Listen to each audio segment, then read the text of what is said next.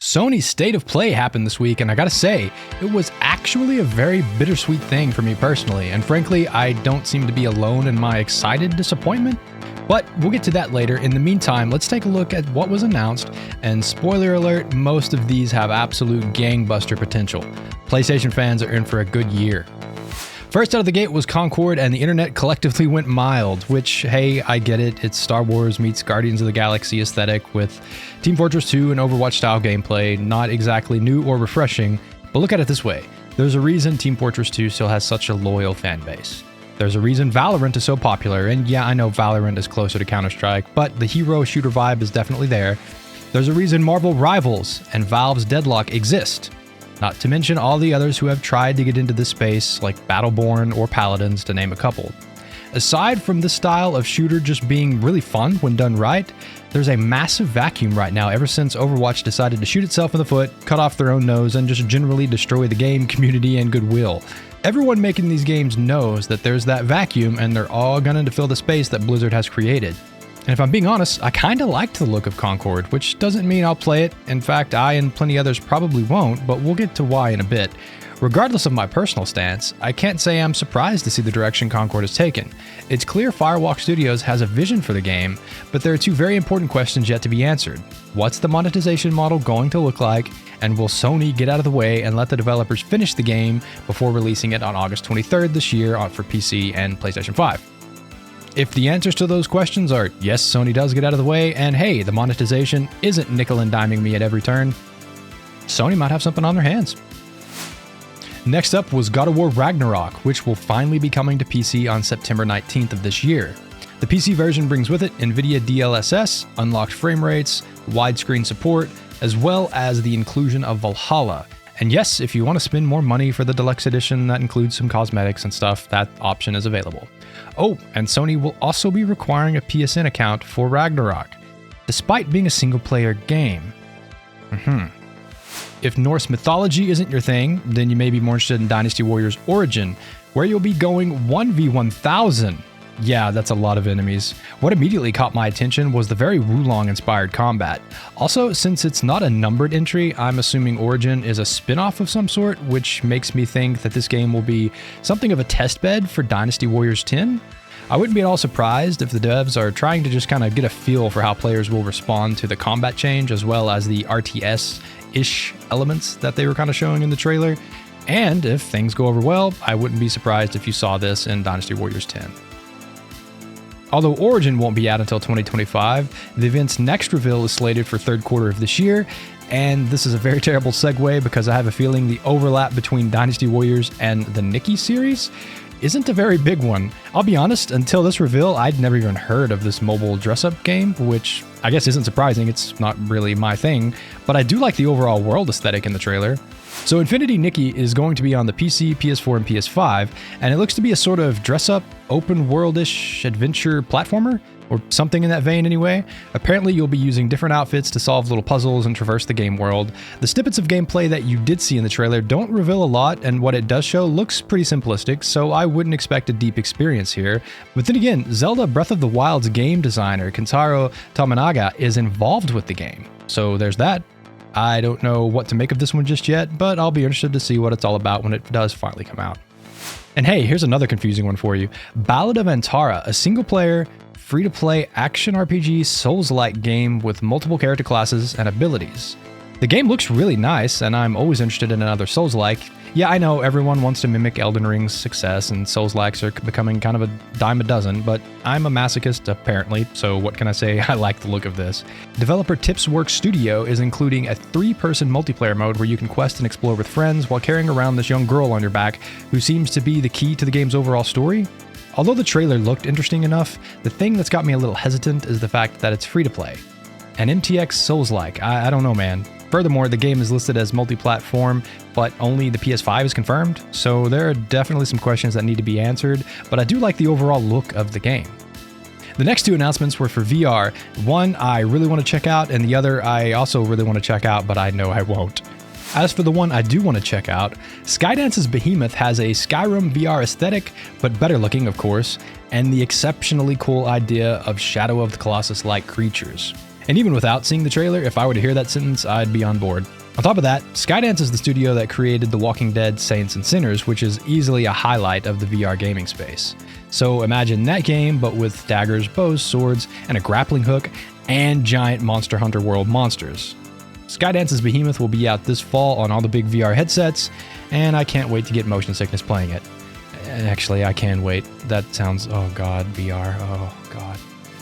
The next VR title Sony announced is a little disappointing for me personally, but not because I'm uninterested in the game. In fact, it's the opposite. Alien Rogue Incursion is, judging from the trailer, Alien Isolation, but in VR, and only VR, which is why I'm disappointed. I tried playing the Alien Isolation VR mod some time ago, but I couldn't even get to the section where the alien appears. I noped the hell out after 15 minutes. I just can't do it. So even though I'm happy to see another Alien Isolation type game being made, it's about damn time, I wish it was also available for us non-VR people who get absolutely terrified playing in VR. But if you are interested in frequently changing your pants, you can check out Rogue Incursion this holiday season on all the headsets. Moving away from VR, Sony released a Marvel Rivals trailer alongside a closed beta announcement in July. Basically everything I said about Concord can be said here. Overwatch left a vacuum, NetEase wants to fill it with Marvel Overwatch, and on the surface that's fine. Even though this looks cool, I'm still going to be waiting until all these hero shooters are out. I want to see what they offer and what their monetization is, because I have a feeling not all will be created equal here. But hey, if Marvel Rivals already has your eye, good luck getting into that beta in July. I hope you enjoy it. Where Winds Meet has shown its face again after the original reveal back in 2022, and I'm just as interested now as I was then. It'll be coming to PC and PS5 at some point in the future. This Chinese-inspired Souls-like, but not really a Souls-like, looks freaking incredible. The entire aesthetic of the game world is right up my alley. Aside from what you see here in the trailer, not much else was revealed, but IGN reported last August, when they previewed the game, that the gameplay was a blend of The Witcher and Zelda, I'm assuming the newer Zeldas. In any case, it looks like we'll be waiting a little while longer to find out exactly what Where the Winds Meet is bringing to the table. This next one has me excited because I didn't get a chance to play the original Until Dawn, and I'm a sucker for those kinds of experiences. Fortunately for all of us, Until Dawn is getting an expanded remake with a PC release. The remake, aside from just looking better all around, will also include an expanded story, new locations, collectibles, and even a new score. However, there is one potential concern. The remake isn't being handled by the original developer, Supermassive Games. Instead, relative newcomer Ballistic Moon is handling the project. The studio's technology director, Chris Lamb, did work for Supermassive and was the lead engineer for Until Dawn Rush of Blood, but those are two very different games. Regardless though, let's just hope this is a Resident Evil 4 quality remake and not a GTA trilogy quality remake. Grinding Gear Games decided to show up and reveal some new tidbits about Path of Exile 2, mostly the couch co-op, crossplay, and cross-progression, all of which are cool. But more interesting is that PoE 2 will hit early access this fall, which likely means we're still a year or more away from the full release. Fortunately, ARPG fans have a veritable cornucopia of options these days. The original Path of Exile, of course. The Diablo 4, with its most recent update, is even looking pretty decent nowadays. Hell, even Grim Dawn has a third expansion coming out in November. Not to mention things like No Rest for the Wicked or Hades 2, which those do lean a little bit more into the action side of things, but they are there. Even though Grinding Gear didn't really give us too much to go on, I am still super excited for this, and just please release this damn game. Over in the world of survival horror, the Silent Hill 2 remake turned up to give us a glimpse into what we can expect this October 8th. I'm probably going to get my gamer card revoked for this, but I haven't actually played the original Silent Hill 2. That's because up until recently, I couldn't really play horror games. Yes, I am an enormous wimp. But I've gotten a lot better in the past couple of years, so I am looking forward to finally checking out this classic, albeit a completely remade classic that may or may not be a good fit for the game, but I'm optimistic, as the trailer does look pretty decent.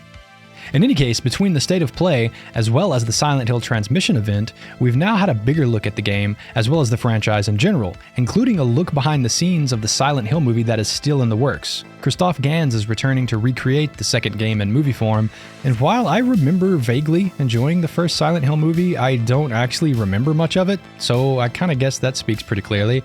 And yes, I can watch horror movies, in fact I enjoy them, but if you put a keyboard or a controller into my hand, I'm going to be a deer in headlights. Aside from the behind the scenes, which I'll link down below, we still don't have a trailer or a solid release date for either the movie or the remake.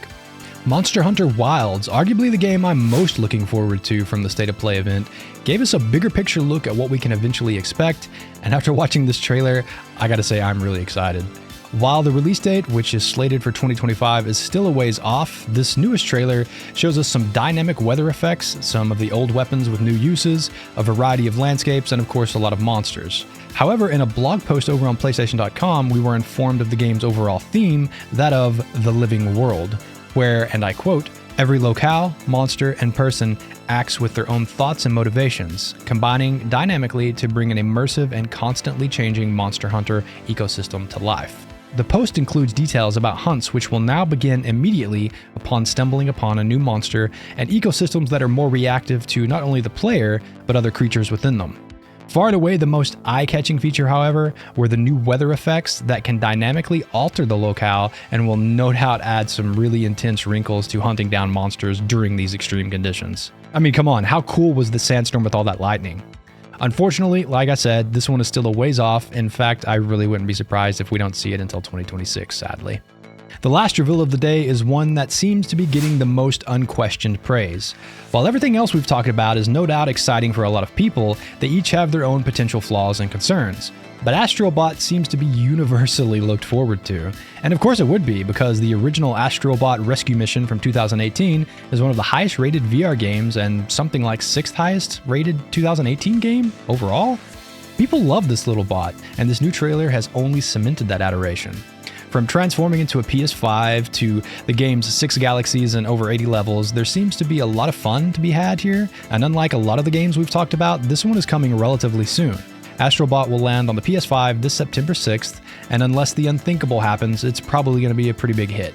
Okay, so that's it for the announcements, but remember many paragraphs ago when I said about Concord, and if I'm being honest, I kinda like the look of Concord, which isn't to say I'll play it. In fact, I and plenty others probably won't, but we'll get to why in a bit. Well, it took us a while, but here we are. Despite how great these games are looking, I'm a PC gamer first and foremost. No, I'm not a console hater. In fact, I have an Xbox One and a PS4 and a Switch all hooked up in my living room. The reason I don't have an Xbox Series X or a PS5 is because my Xbox One and PS4 were a waste of money. I didn't play them enough, and I feel dumb for spending the money. I basically bought them out of habit, without really taking into consideration the fact that I've moved nearly exclusively to PC gaming over the years. In high school and college, I was a console warrior, but I don't know, I just moved on from them and haven't really had a reason to go back. So when Sony announced that God of War Ragnarok and Until Dawn would require a PSN account, both games that are single player and both games that I really want to play, by the way, let's just say I was quite disappointed. And look, I get it. PlayStation fans, if you're already in that ecosystem and happy with what you have, I understand. We all buy into the economies and ecosystems that appeal to us, and I'm more than thrilled that more gamers are having more fun with the hobby. But I don't have a PSN account. I don't want a PSN account at all. I already have too many damn accounts and I routinely forget about them, and I just don't want to make another one. I'm not gonna lie, there's also a little bit of my own personal principles coming into play here. When Sony tried the PSN thing with Helldivers 2, I was incredibly dismayed by how it was handled. The fact that almost 200 countries worth of people were basically locked out of Sony games in most cases is exactly the opposite of what I was saying earlier about being happy that more people can enjoy games. And it's not a secret why Sony are doing this. In fact, they blatantly told us why at this year's Sony business briefing. The following is a quote from a PC Gamer article covering the issue. Speaking at this year's Sony business briefing, Holst, that is the new co-CEO Herman Holst, explained that Sony has a dual approach to game releases. On the live service side, we're releasing our titles simultaneously, so day and date on PS5 and PC. But with the publisher's tentpole titles, big-budget single-player games like God of War and Horizon Forbidden West, Holst says that they take a more strategic approach with the goal of introducing their great franchises to new audiences. Holst doesn't say how they approach this, but he presumably means releasing them as PlayStation exclusives first and onto PC later. Holst went on to explain, "We're finding new audiences that are potentially going to be very interested in playing, for example, sequels on the PlayStation platform," he said. "We have high hopes that we're actually able to bring new players into PlayStation at large, but into PlayStation platforms specifically." Now, given this stance, which by the way is a totally valid business approach despite me disliking it, but given the stance, it makes absolute sense to require a PSN account. After all, if you already have a PSN account, that's one barrier to entry to the PlayStation ecosystem gone. But just because it is a valid business decision doesn't mean it isn't completely misguided and more than a little naive. I mean, Sony all but admitted they have no idea how to handle the PC crowd with the Helldivers 2 fiasco when they walked back on the PSN requirement saying, "We're still learning what is best for PC players and your feedback is invaluable."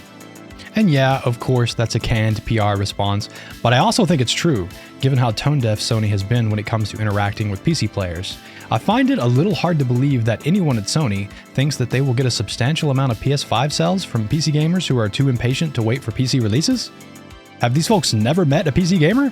For Christ's sakes, Kingdom Hearts was just announced to be coming to Steam last week, and it was huge news despite already being available on PC, just locked behind the Epic Game Store. And why was it big news? Because in general, PC gamers take pride in not being tied into a single ecosystem. That's the whole point of being a PC gamer. Even someone like Epic Games has failed to take a bite out of Steam, not because Steam is perfect, far from it, but because they, like Sony, seem to have a fundamental misunderstanding of the PC gamer mindset. Sony would like nothing more than to create a walled garden like Apple has with their products, but this isn't 2007, and the PS5 definitely isn't the first iPhone. Apple had the benefit of not only creating a great product, but they did so at a time when the mobile phone market was still the Wild West. Telecommunication companies worldwide were scrambling for a foothold as they all tried to create the next big thing. The games industry isn't remotely the same thing, and Sony is never going to convince the majority of the PC crowd to give up their freedom of platform choices to tie into the PlayStation network. Will Sony sell some PS5s to impatient PC gamers? Sure, some. But I'll be a monkey's uncle if it's more than just a drop in the bucket, in other words, negligible. What's worse though, is this little game Sony is trying to play with the PC crowd may ultimately backfire. Consider this, since a PSN account looks like it's going to be a requirement for most if not all PlayStation PC ports in the future, and almost 200 countries are now excluded from sales there, and there will most certainly be a segment of PC gamers like myself who just won't buy the game because of that requirement, well, those things combined are absolutely going to minimize your profits. Less people buying the games means less money for you. An absolutely obvious fact that Sony undoubtedly understands, and yet still they persist with this scheme. And again, don't get me wrong, if Sony wants to require a PSN account, then they have every right to, but I hope they're not surprised when they sell fewer games. Also, it's only going to take a couple poorly optimized PC ports for even more PC gamers to rebel and stop buying games on release. Let's be honest, that's gonna happen. It is truly a damn shame because there are some really cool games out there that I'd love to experience. But I'm sorry, Sony, my bullshit storage is too full these days and I can't fit any more in. But that's why I'm a PC gamer. The moment a company or game devs does something I don't like, I just move on to one of the thousands of indie games out there and completely forget that Monster Hunter Wilds exists. Well, okay, maybe not completely, but close enough. Hey, thanks for watching to the end. Despite my disappointment in the overall state of play, I am genuinely excited to see what comes of these titles in the next year or so. And for the people who don't care about the PSN stuff, you've got a smorgasbord of great games coming your way. But anyway, that's all I've got for now. I do a weekly news video every Saturday, so if you want to see what else is going on in the world of games this week, look out for that. Later, folks.